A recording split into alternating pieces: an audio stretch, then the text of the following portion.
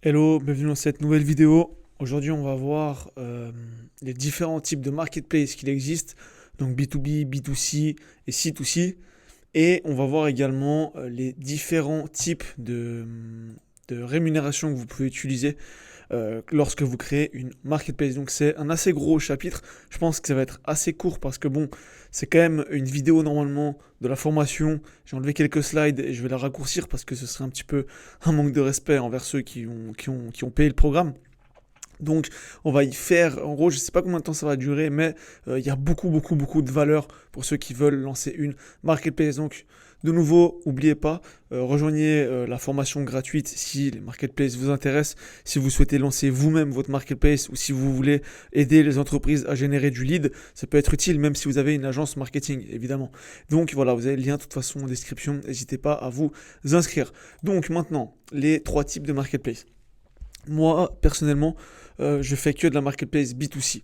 B2C, c'est quoi? Ça pourrait être par exemple Amazon qui met en relation des vendeurs avec des privés en fait. Des gens, c'est pas des entreprises, mais avec des privés. Ça peut être aussi le cas de Plombier Paris Express, par exemple, qui va mettre en relation des plombiers avec des clients qui recherchent des plombiers qui sont des privés. Évidemment, il peut y avoir des entreprises des fois, mais c'est pas spécialement le but. C'est pas vraiment du B2B, c'est du B2C, d'accord? Donc, ça c'est la première chose. Vous avez vu, hein, vous avez sous forme de service, sous forme de produit. Après ça, c'est différentes marketplaces. Moi, je fais uniquement du service parce que vous avez vu un site, par exemple, comme Plombier Paris Express, qui n'est pas mon site, attention, il est beaucoup plus simple à créer, c'est des simples pages qu'un Amazon sur lequel les gens doivent pouvoir mettre en ligne leurs produits, etc. D'accord? Donc moi, je fais vraiment du service en B2C. Ensuite, vous avez les plateformes en B2B qui sont également intéressantes. Là, vous avez par exemple Alibaba, qui est, vous le connaissez, enfin, AliExpress fait partie du groupe Alibaba, qui est un site chinois de revente de produits. Donc Alibaba, c'est la version B2B. Vous avez AliExpress qui est identique. Par contre, AliExpress, c'est pour vendre en petit. Ça veut dire que vous pouvez acheter tout d'un coup un bracelet. Ici, si vous allez acheter quelque chose, vous allez acheter en gros, parce que c'est du B2B, business to business. Donc, c'est des entreprises, des suppliers, des fournisseurs qui vendent à des autres entreprises européennes, américaines, aussi asiatiques, peu importe, c'est du B2B.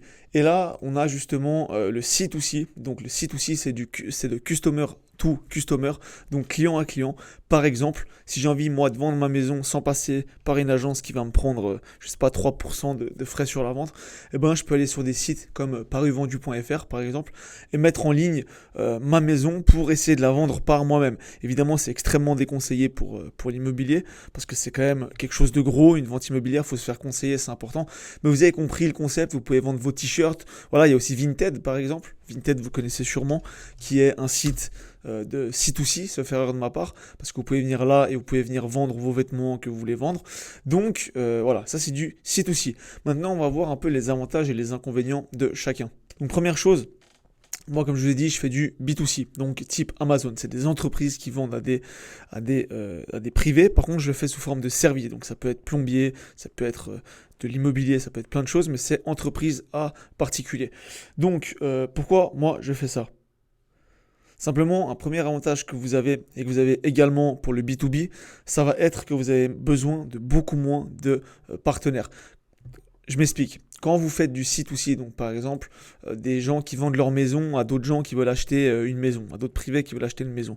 Le problème, c'est que un client qui veut vendre sa maison, il va venir peut-être une fois, peut-être deux fois. S'il veut acheter des habits, il va peut-être venir 15 fois, 20 fois, mais il ne sera pas là tout le temps. Tandis que quand vous avez une entreprise qui vient pour vendre, une entreprise, son but c'est quoi? C'est de durer dans les années, et donc forcément elle sera là plus longtemps, et vous avez besoin de moins de personnes, parce qu'en plus, une personne va venir peut-être vendre une maison, tandis que si vous avez une agence immobilière, elle aura peut-être 50 maisons d'un coup, d'accord? Donc vous avez besoin de beaucoup moins de partenaires, et vous avez besoin de recruter en fait sur le temps, vous avez besoin de mettre en fait moins de temps dans le recrutement des partenaires pour votre plateforme, donc de vendeurs. En plus de ça, du B2C, généralement, c'est beaucoup plus simple à créer comme site web.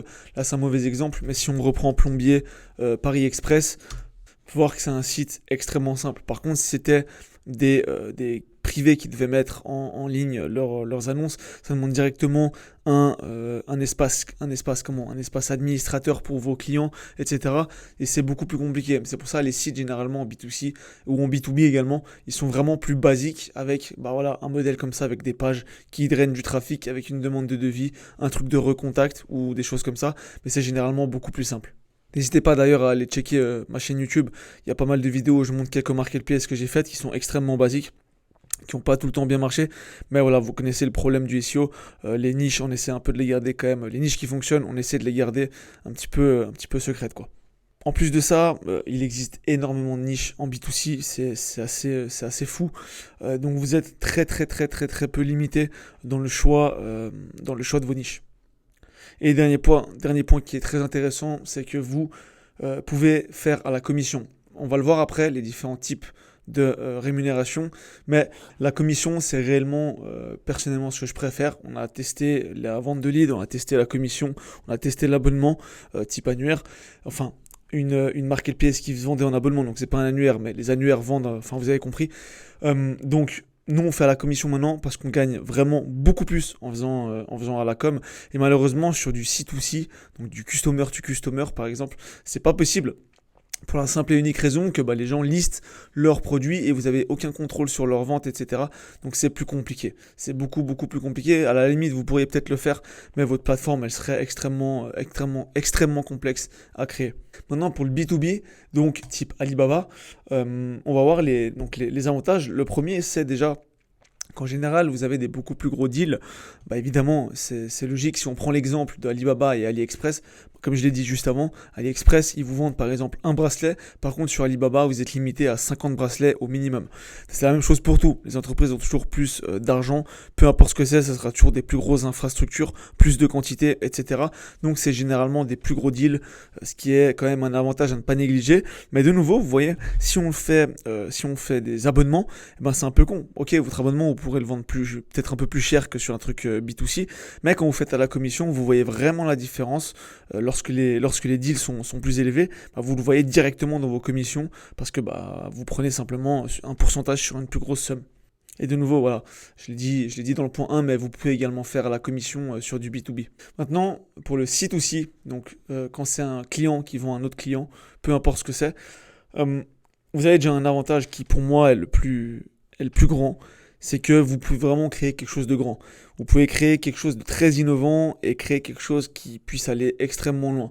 On prend l'exemple de Vinted. Je veux dire, je ne sais pas quand ça a été créé d'ailleurs, Vinted, on va regarder tout de suite. Voilà, Vinted, création 2008. Je pense qu'en 2005, si on nous avait dit, ok les gars, si jamais il va y avoir un site qui vous permettra de vendre vos vêtements à d'autres personnes, vous y aurez pas cru, d'accord? C'est vraiment, ça vous permet de créer des choses qui sont juste ouf et qui sont juste impensables en fait. Par contre, évidemment, c'est beaucoup plus dur. C'est pour ça que moi, je déconseille vraiment le C2C pour une personne qui veut simplement créer des muses ou simplement créer des sites pour se faire du revenu. C'est vraiment plus un peu en mode start-up, en mode grosse boîte, en mode le but c'est d'aller loin quand vous faites du C2C. C'est très bien, mais c'est très innovant et qui dit très innovant dit potentiellement des très gros gains, un très gros exit dans 10 ans quand vous revendez vos parts. Mais par contre, 10 fois plus de charbon et voilà, c'est beaucoup plus galère. Donc, franchement, le plus gros avantage du C2C, c'est vraiment ça que je vois, c'est que vous pouvez l'emmener extrêmement loin en créant quelque chose de très nouveau, très innovant et qui peut ne pas plaire au marché et vous perdez votre mise ou vraiment plaire au marché et voilà, vous pétez tout quoi. Et après au niveau des inconvénients, la commission c'est un petit peu plus compliqué à gérer j'imagine. Comme je l'ai dit avant, donc c'est un peu le seul inconvénient que je vois avec le C2C. Maintenant, on va voir justement les différents modes de rémunération parce qu'il y en a 3, comme vous l'avez compris. Il y a la commission, il y a l'abonnement et il y a la vente de lead. Donc par exemple, j'ai un prospect, je te l'envoie et c'est 5 balles à chaque fois que je t'envoie un prospect, par exemple. Donc là, simplement, voilà, je viens de le dire là, vente de lead, abonnement, commission. Les avantages de la vente de lead. Première chose, c'est que c'est presque automatique. Le seul problème, le seul truc plus chiant en fait avec la vente de lead par rapport à la commission, c'est évidemment que vous allez devoir vendre à des entreprises parce que quand vous faites de la commission, Vous allez voir une boîte, vous lui dites salut, je vous envoie des prospects, dès qu'il y a une affaire qui se fait, je prends 10%. Au moins, elle sait qu'elle ne peut pas perdre d'argent. Par contre, si vous envoyez du lead, vous allez dire à la personne, d'accord, dès que je vous envoie un lead, c'est 5 balles, qu'il y ait une affaire ou pas. Donc elle peut perdre de l'argent, ça vous transforme plus en vendeur. Et moi, personnellement, j'aime pas ça. Mais voilà, c'est quelque chose qui peut plaire aux gens parce qu'après, c'est très automatique. Ça veut dire que vous avez un lead, vous envoyez. Et basta, vous faites vraiment pas chier, quoi. Ensuite, deuxième point, c'est un petit peu payé à la performance. Dans le sens où l'abonnement par exemple, c'est pas payé à la performance, vous faites payer 100 balles, que vous envoyez 50 leads ou 10 leads, théoriquement c'est le même prix. Évidemment, vous allez peut-être mettre à jour, mais si tout d'un coup vous signez un contrat de 6 mois avec une boîte, vous ne pouvez pas changer le prix sur les 6 mois.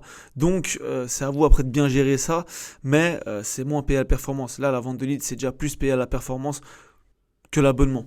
Le deuxième point, donc l'abonnement, c'est clairement automatique. Par contre, vous êtes obligé de vendre quelque chose. Là, vous allez vraiment vous transformer en vendeur, appeler les gens, les appeler, leur dire bonjour, on vend là, enfin, vous pouvez vous mettre sur notre site. On vous envoie généralement X prospects par mois. Par contre, c'est tant par mois, payé, machin. Ils doivent payer avant de venir. Moi, je déteste ça. C'est pour cette raison que, honnêtement, j'ai vraiment rapidement mis cette possibilité de côté. J'ai essayé, mais ça m'a vraiment pas plu. Mais voilà, c'est quelque chose à savoir. C'est très automatique, sauf la vente qui est très, très, très, très chiante.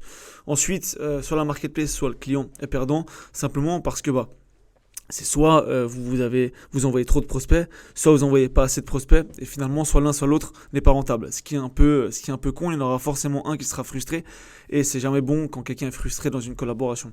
Troisième point, ça permet d'être stable et de prédire sa trésorerie, ça c'est clair.